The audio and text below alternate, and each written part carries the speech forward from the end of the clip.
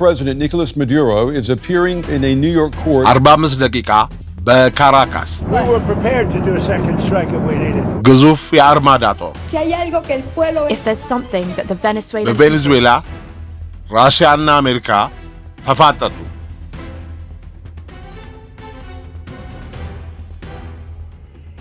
ዘመቻው ሁለት ዋና ዓላማዎች አሉት። የአደንዛዥ ዝውውር የመጀመሪያው ነው ያሉት ፕሬዝዳንት ትራምፕ ማዱሮን የአደገኛ እጽ ጋንግስተር ሲሉ የጠሯቸው ሲሆን ቬኔዙዌላን ወደ አሜሪካ እጽ የሚገባባት መተላለፊያ አድርገዋታል ብለዋል። ሁለተኛው ዓላማችን ደግሞ በአገሪቷ ዲሞክራሲያዊ ስርዓትን ማስፈን ነው። ለቬኔዙዌላ ሕዝብ ነፃነትን አቀዳጅተናል ብለዋል ፕሬዝዳንት ትራምፕ። ይህን ተከትሎ የነዳጅ ዋጋ በዓለም ገበያ ላይ ጭማሪ አሳይቷል። ትራምፕ በቬኔዙዌላ ነዳጅ ላይ የጣለው ማዕቀብ እንደሚቀጥልና አገሪቱ ወደ ሰላማዊ ሁኔታ እስክትመለስ ድረስ የባህር ላይ ቁጥጥሩ እንደሚጠነክር ተናግረዋል።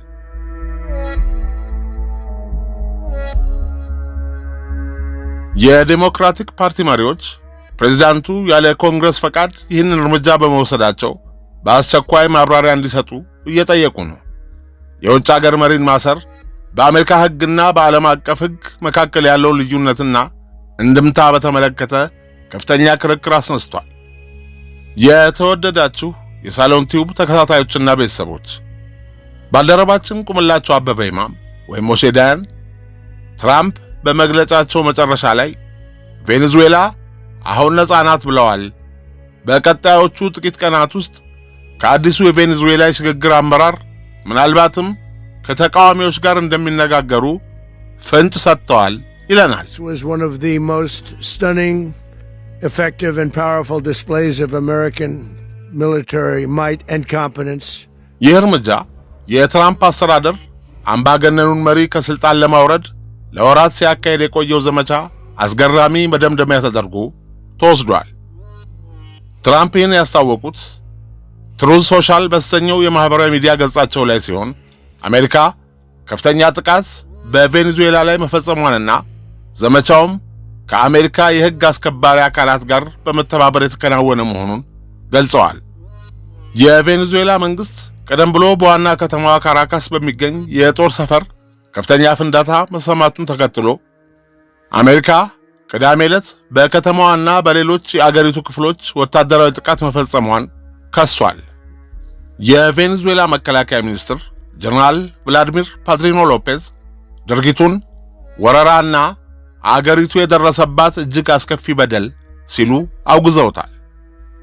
አሜሪካ ላለፉት ወራት በካሪቢያን ቀጠና 15000 የሚጠጉ ወታደሮችንና የጦር መርከቦችን እንደ ዩኤስኤስ ጌራልድ አር ፎርድ ያሉ በማሰባሰብ ላይ ነበረች። የአሜሪካ የፌዴራል አቪዬሽን ባለስልጣን ኤፍኤኤ ከወታደራዊ እንቅስቃሴው ጋር በተያያዘ የአሜሪካ አውሮፕላኖች በቬኔዙዌላ አየር ክልል ላይ እንዳይበሩ አግዷል። ይህን ክስተት ተከትሎ ዓለም አቀፍ ምላሽ ምን እንደሚመስል የኩባው ፕሬዝዳንት ሚጉኤል ዲያዝ ካኔል ጥቃቱን ወንጀል ሲሉ የኮነኑ ሲሆን የኮሎምቢያው ፕሬዝዳንት ጉስታቮ ፔትሮ ደግሞ ካራካስ በቦምብ እየተደበደበች ነው ሲሉ ስጋታቸውን ገልጸዋል።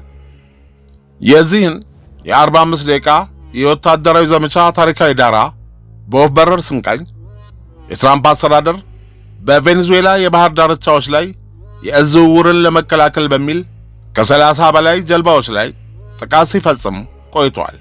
እነዚህ ጥቃቶች ከ100 በላይ ሰዎችን የገደሉ ሲሆን የሕግ ባለሙያዎችና ኮንግረስ ግን ጥቃቶቹ የጦርነት አዋጅ ሳይታወጅ መፈጸማቸውን ተችተዋል። ከዚህ መብረቃዊ ጥቃት በፊት የአሜሪካ የባህር ኃይል ዝግጅትና የሲ-17 በረራዎች ወሳኝ ሚና ነበራቸው። አሜሪካ ማዱሮን በቁጥጥር ስር ከማዋላቸው በፊት በካሪቢያን ቀጠና ላለፉት 10 ዓመታት ታይቶ የማይታወቅ ከፍተኛ የጦር ኃይል አሰማርታ ነበር።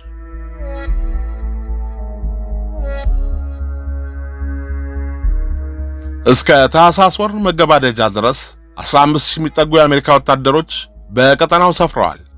ትራምፕ ይህንን ኃይል ግዙፍ የአርማዳ ጦር ወይንም ማሲቭ አርማዳ ሲሉ ገልጸውታል። ኒውዮርክ ታይምስ እንደዘገበው በአንድ ሳምንት ውስጥ ብቻ 16 የC-17 ከባድ ጭነት አውሮፕላኖች ከጃፓንና ከተለያዩ የአሜሪካ ግዛቶች ወደ ፖርቶሪኮ ተሰማርተዋል። የልዩ ዘመቻው ጥቃቶች የተፈጸሙት በሰው አልባ አውሮፕላኖች ወይንም ድሮንስ እና በAC-130 የጦር አውሮፕላኖች ሲሆን እነዚህም በጋራ በልዩ ኦፕሬሽን እዝ ጠገግ ስር ነበሩ። ይህ በእንዲህ እንዳለ ከአሜሪካ ኃይሎች እየሸሸች ያለችው የቬኔዙዌላ የነዳጅ ጫኝ መርከብ ዓለምን እያነጋገረች ነው። ቤላ ዋን የተባለችና ስሟን ወደ ማሪኔራ የቀየረች የነዳጅ ጫኝ መርከብ ከአሜሪካ የባህር ጠባቂዎች ለማምለጥ እየሞከረች ነው። መርከቧ መለያ ምልክቷን አጥፍታ ለ2 ሳምንታት ስትጓዝ ከቆየች በኋላ አሁን በሰሜን አትላንቲክ ውቅያኖስ ወደ ሩሲያ አቅጣጫ እየተጓዘች መሆኑ ታውቋል። ሩሲያ መርከቧ የኔ ናት በማለት አሜሪካ ክትትሉን እንድታቆም በይፋ ጠይቃለች። አሜሪካ በቬኔዙዌላ ላይ ከፊል የባህር እገዳ የጣለች ሲሆን እስካሁን 2 የነዳጅ መርከቦችን በቁጥጥር ስር አውላለች። በካራካስ ምን ተፈጠረ? በከተማዋ መሃል በሚገኘው ፉዌርቴ ቲዩና በተሰኘው ዋና የጦር ሰፈር ውስጥ ከፍተኛ ፍንዳታዎች ተሰምተዋል። ይህ ቦታ የአገሪቱ ከፍተኛ ወታደራዊ መኮንኖች መኖሪያ ነው። የዓይን እማኞች ከላ ካርሎታ የጦር አየር መንገድና ከሌሎች ወታደራዊ ተቋማት ጭስ ሲወጣ ማየታቸውንና የሄሊኮፕተሮች ድምፅ በከተማዋ ላይ እንደሚሰማ ገልጸዋል። በኮሎምቢያ ቦጎታ የሚገኘው የአሜሪካ ኤምባሲ በቬኔዙዌላ የሚገኙ አሜሪካውያን ባሉበት እንዲቆዩና ጥንቃቄ እንዲያደርጉ አሳስበዋል። በነገራችን ላይ የዘመቻው ሕጋዊነት እያወዛገበ ነው። ምንም እንኳ ትራምፕ እርምጃውን ቢወስዱም የሕግና የወታደራዊ ባለሙያዎች ግን ድርጊቱን እየተጠራጠሩት ነው። የአሜሪካ ኮንግረስ በቬኔዙዌላ ላይ ጦርነት አላወጀም ወይም ወታደራዊ ጥቃት እንዲሰነዘር ፈቃድ አልሰጠም። የማዱሮ መያዝና የአሜሪካ ጥቃት በዓለም ዙሪያ የተለያዩ ድንጋጤዎችንና ተቃውሞችን ቀስቅሷል። የኩባ ፕሬዝዳንት ሚጉኤል ዲያዝ ካኔል ድርጊቱን ወንጀለኛ ጥቃት ሲሉ የጠሩት ሲሆን ዓለም አቀፉ ማህበረሰብ በአስቸኳይ ምላሽ እንዲሰጥ ጠይቀዋል። ኩባ የማዱሮ የቅርብ ወዳጅ በመሆኗ ይህ እርምጃ በቀጠናው ያለውን ውጥረት ሊያባብሰው ይችላል ተብሎ ተሰግቷል።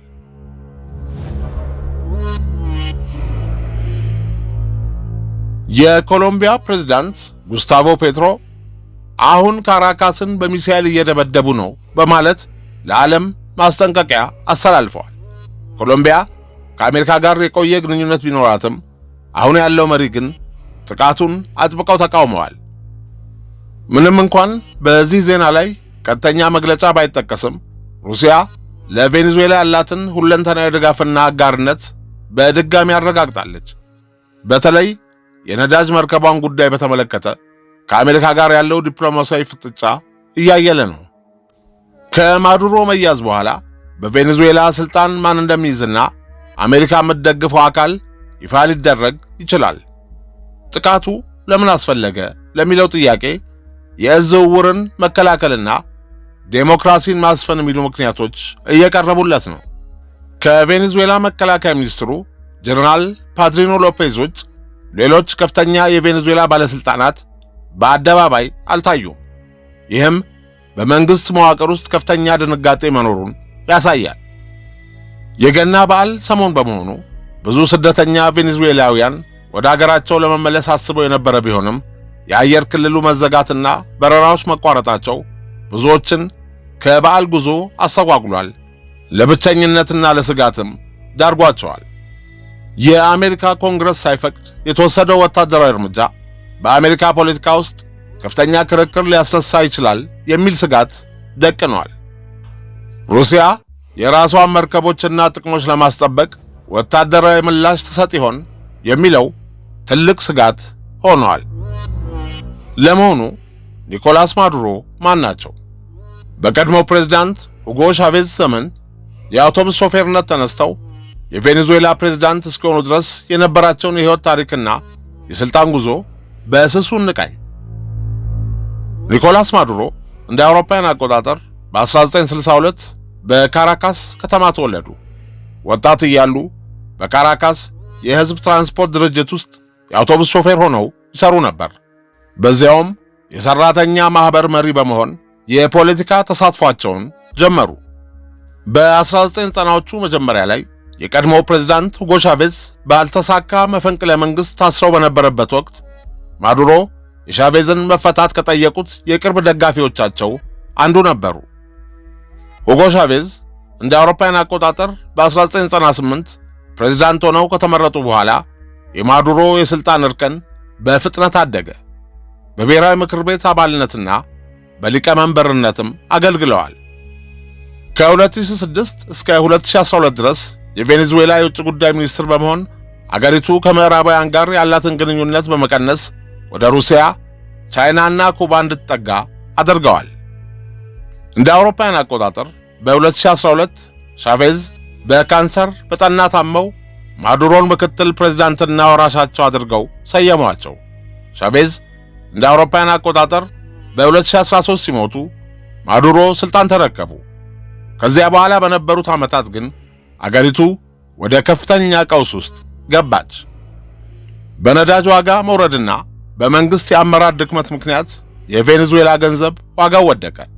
ከፍተኛ የዋጋ ግሽበት ወይንም ሃይፐር ኢንፍሌሽን ተከሰተ። በሚሊዮን የሚቆጠሩ ቬኔዙዌላውያንም አገሪቱን ለቀው ተሰደዱ።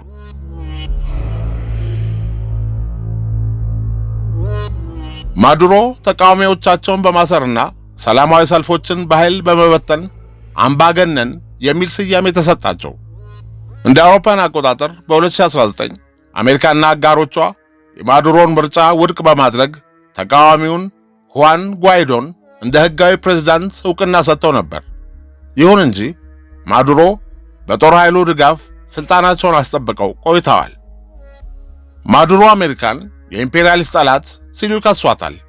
አሜሪካ ደግሞ በማዱሮ ላይ ከፍተኛ የኢኮኖሚ ማዕቀብ ጥላ የቆየች ሲሆን በእዝ ዝውውርም ትከሳቸዋለች።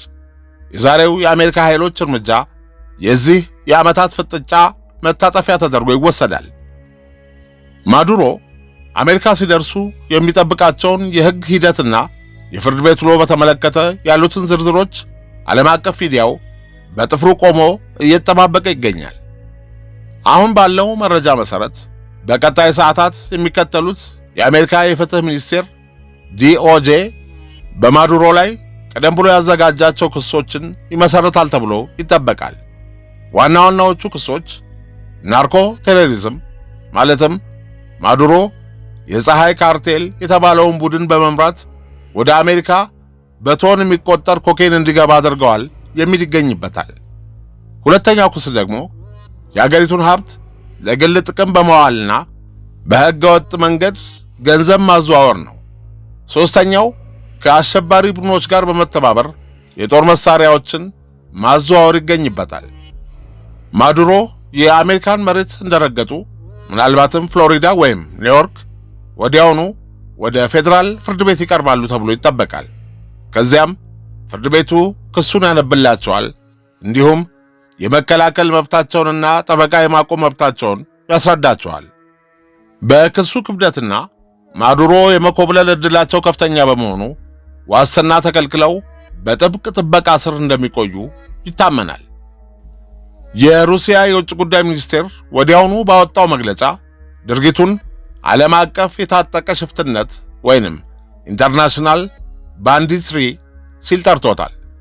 አሜሪካ ሉዓላዊት አገር ላይ የፈጸመችው ወረራ መሆኑን ገልጾ ጉዳዩን ወደ የተባበሩት መንግስታት ድርጅት የጸጥታው ምክር ቤት እንደሚወስደው አስታውቋል። ትራምፕ መግለጫ ሰጥተው እንደጨረሱ የነዳጅ ዋጋ መዋዠቁን ቀጥሏል።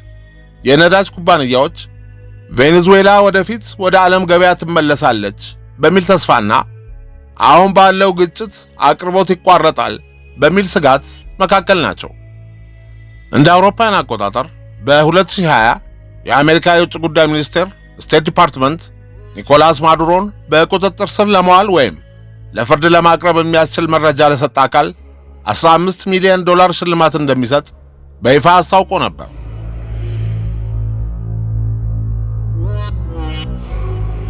ማዱሮ ናርኮ ቴሮሪዝም በተባለ የወንጀል ድርጊት ተከሰው ነበር። በማዱሮ ስር ያሉ ሌሎች ከፍተኛ ባለስልጣናት ለምሳሌ የፓርላማ አፈ ጉባኤው ዲዮስዳዶ ካቤሎ ያሉበትን ለጠቆመ አሜሪካ $10 ሚሊዮን ሽልማት እሰጣለሁ ብላ ነበር። ታዲያ ሽልማቱ ለማን ይሰጣል ለምትሉ ማዱሮ የተያዙት በአሜሪካ ልዩ ኃይሎች ወይንም ስፔሻል ፎርስስ በመሆኑ ይህ የሽልማት ገንዘብ ጉዳይ አጠያቂ ሆኗል። ማዱሮን አሳልፎ የሰጠ ወይም መረጃ የሰጠ የቬኔዙዌላ ባለስልጣን ካለ ሽልማቱ ለዚያ አካል በሚስጥር ሊሰጥ ይችላል። የአሜሪካ ወታደሮች ግን በሥራ ግዴታቸው ምክንያት ሽልማቱን በቀጥታ አይቀበሉም። ማዱሮን የጫነው ወታደራዊ አውሮፕላን በፍሎሪዳ ግዛት በሚገኝ የአሜሪካ አየር ኃይል ማረፊያ አርፏል። በቦታው ከፍተኛ ቁጥር ያለው የኤፍቢአይ እና የዲኢኤ የእዝ ቁጥጥር ኤጀንሲ ማለት ነው አባላት ተገኝተዋል። ማዱሮ አሜሪካ መድረሳቸው ሲረጋገጥ በዓለም የነዳጅ ገበያ ላይ አዲስ ክስተት ታይቷል። የነዳጅ ዋጋ መናሩን አቁሞ በትንሹ መቀነስ ጀምሯል። ቬኔዙዌላ ወደፊት በነጻነት ነዳጅ ማምረት ትችላለች የሚል ተስፋ በነጋዴዎች ዘንድ እያደረ ነው።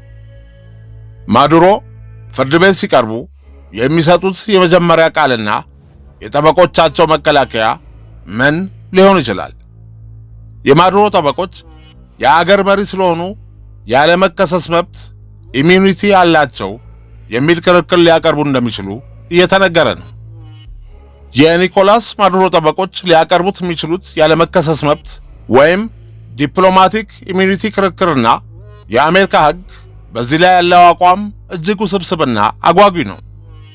በዓለም አቀፍ ሕግ መሰረት አንድ በስልጣን ላይ ያለ አገር መሪ በሌላ አገር ፍርድ ቤት የመከሰስ ወይም የመታሰር ዕድሉ አነስተኛ ነው። ሆኖም ለማዱሮ ይህ መብት ላይሰራላቸው የሚችልባቸው ምክንያቶች አሉ። አሜሪካ ማዱሮን እንደ ሕጋዊ የቬኔዙዌላ ፕሬዝዳንት አታውቃቸውም። ይልቁንም አምባገነንና በሕገ ወጥ መንገድ ስልጣን የያዙ አድርጋ ነው የምትቆጥራቸው። እንደ ናርኮ ቴሮሪዝም ወይም የእዝ ዝውውር ያሉ የዓለም አቀፍ ወንጀሎች ከስልጣን ተግባር ውጪ ተደርገው ስለሚቆጠሩ ያለ መከሰስ መብት ጥበቃ ላይሰጡ ይችላሉ። ታሪክ ራሱን ይደግማል እንዲሉ ማዱሮ አሁን የገጠማቸው ሁኔታ እንደ አውሮፓውያን አቆጣጠር በ1989 የፓናማው መሪ ማኑኤል ኖሬጋ ላይ ከደረሰው ጋር በጣም ይመሳሰላል። ኖሬጋ በአሜሪካ ጦር ተይዘው ማያሚ ፍርድ ቤት ሲቀርቡ እኔ የአገር መሪ ስለሆንኩ ልትከሱኝ አትችሉም የሚል ክርክር አቅርበው ነበር። ሆኖም የአሜሪካ ፍርድ ቤት ኖሬጋን እንደ ጦር እስረኛ ወይም ፕሪዝነር ኦፍ ዋር በመቁጠር የ40 ዓመታት እስራት ፈርዶባቸዋል። ይህ ለማዱሮ ጠበቆች መጥፎ ቅድመ ሁኔታ ነው። ከማዱሮ መያዝ በኋላ የኢኮኖሚና የፖለቲካ ተጽዕኖው ምን ይመስላል? ትላልቅ የአሜሪካ የነዳጅ ኩባንያዎች እንደ ቼቭሮን ያሉት ማዱሮ በመያዛቸው ምክንያት ወደ ቬኔዙዌላ ተመልሰው ለመግባትና ምርት ለመጀመር ዝግጅት እያደረጉ መሆኑ ተሰምቷል። ይህ በነዳጅ ገበያ ላይ ትልቅ መረጋጋትን ሊፈጥር ይችላል። ዲሞክራቶች ወዲህ ትራምፕ ይህን ያደረጉት ትኩረትን ለማስቀየስና ያልተገባ ፖለቲካዊ ትርፍ ለማግኘት ነው በማለት ክሳቸውን እያዥጎረጎዱ ይገኛል የሚል ከፍተኛ ትችት እየቀረበባቸው ነው። ወደ ማዱሮ ጉዳይ ስንመለስ የፍርድ ቤቱ ዳኛ ማዱሮን እስር ቤት እንዲቆዩ ወይስ በዋስትና እንዲወጡ ይወስናል የሚለው የሚጠበቅ ነው። ነገር ግን ማዱሮ ዋስትና የማግኘት ዕድላቸው ዜሮ ነው ተብሎ ይገመታል።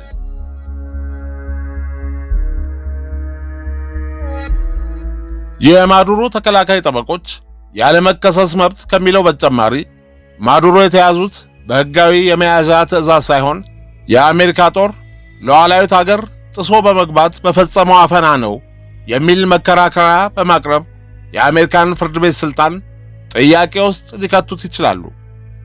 ማዱሮ ከፍተኛ የደም ግፊት እንዳለባቸውና በቂ ሕክምና ካላገኙ ሕይወታቸው አደጋ ላይ ሊወድቅ እንደሚችል በመግለጽ ሰብአዊ አያያዝ እንዲደረግላቸውም ሊጠይቁ ይችላሉ። አንዳንድ ወታደራዊ ክፍሎች ለአሜሪካ እጃቸውን መስጠታቸው ቢነገርም የሪፐብሊካን ጥበቃ ወይም ጋርዲያን ናሲዮናል የተባለው የማዱሮ ታማኝ ኃይል ግን አሁንም በዋና ዋና የመንግስት ህንጻዎች ዙሪያ መሽጎ ይገኛል። የመከላከያ ሚኒስትሩ ጀነራል ፓድሪኖ ሎፔዝ እስከ መጨረሻው እንዋጋለን የሚል መግለጫ ሰጥተዋል። አሜሪካ በበኩሏ እጃቸውን ለምትሰጡ የጦር መኮንኖች ማዕቀብ እናነሳለን የሚል የስነ ልቦና ጦርነት መልእክት በአየር ላይ የበተነች ነው። በኮንግረስ የሚገኙ የትራምፕ ደጋፊዎች ይህ ለዲሞክራሲ ትልቅ ድል ነው፣ የነዳጅ ዋጋም ወደፊት ይቀንሳል በማለት ድጋፋቸውን እየገለጹ ነው። ዴሞክራቶች ደግሞ ስጋት ገብቷቸዋል። ትራምፕ ለግል ዝናቸው ሲሉ አሜሪካን ወደ አላስፈላጊ የላቲን አሜሪካ ጦርነት እየከተቷት ነው የሚል ከፍተኛ ተቃውሞ እያሰሙ ነው። የነዳጅ ዋጋ አሁንም በመዋዠቅ ላይ ነው። ቬኔዙዌላ በዓለም ገበያ ነዳጅ ማቅረብ የምትጀምረው መቼ ነው የሚለው ጥያቄ መልስ እስኪያገኝ ድረስ ዋጋው አሳሳቢ ሆኗል የሚሉ ወገኖች አሉ። በከፍተኛ ደረጃ እንደቆመ ነው። ወደ ችሎት ጉዳይ ስንመለስ ዳኛው ማዱሮ ያለ ዋስትና በእስር ቤት እንዲቆዩ ወስነዋል። ማዱሮ ከፍተኛ ጥበቃ ወደሚደረግበት የፌዴራል ማረሚያ ቤት ተወስደዋል። ቀጣዩ የችሎት ቀጠሮ ለሚቀጥለው ሳምንት ተይዟል። አሁን ትኩረቱ ወደ ቬኔዙዌላ ጦር ሰፈር ሆኗል። ጦሩ ሙሉ በሙሉ ይበተናል ወይስ የእርስ በርስ ጦርነት ይጀምራል የሚለው አሳሳቢ ሆኗል። እሺ፣ አሁን በተባበሩት መንግስታት ድርጅትና በሩሲያ በኩል የታዩ አዳዲስ ክንውኖችን እንደሚከተለው አቅርቤውለታለሁ። የተባበሩት መንግስታት ድርጅት ዋና ጸሐፊ በቃል አቀባያቸው አማካይነት በቬኔዙዌላ እየታየ ያለው ወታደራዊ እንቅስቃሴና የአገር መሪው መያዝ በአካባቢያዊ ሰላም ላይ ከፍተኛ አደጋ ይፈጥራል በሚል ስጋቱን ገልጿል። ማንኛውም እርምጃ በዓለም አቀፍ ሕግና በቬኔዙዌላ ሉዓላዊነት ላይ የተመሰረተ መሆን እንዳለበትም አሳስቧል። ሩሲያ ባቀረበችው አስቸኳይ ጥያቄ መሰረት የጸጥታው ምክር ቤት በጉዳዩ ላይ በዝግ ይወያያል ተብሎ ይጠበቃል። ሩሲያ ድርጊቱን ዘመናዊ የባህር ላይ ወንበዴነት ስትል የጠራችው ሲሆን የሚከተሉትን እርምጃዎች ለመውሰድ እያሰበች መሆኑ ተሰምቷል። በካሪቢያን ቀጠና ያሏት የጦር መርከቦች ወደ ቬኔዙዌላ ጠረፍ እንዲጠጉ ትዕዛዝ ማስተላለፏ ተነግሯል። ይህ ከአሜሪካ ማሲቭ አርማዳ ጋር የፊት ለፊት ግጭት ሊፈጥር ይችላል የሚል ስጋት ቀስቅሷል። ሩሲያ ቻይናንና ኢራንን በማስተባበር በአሜሪካ ላይ ጠንካራ የጋራ መግለጫ ለማውጣት እየሰራች ነው።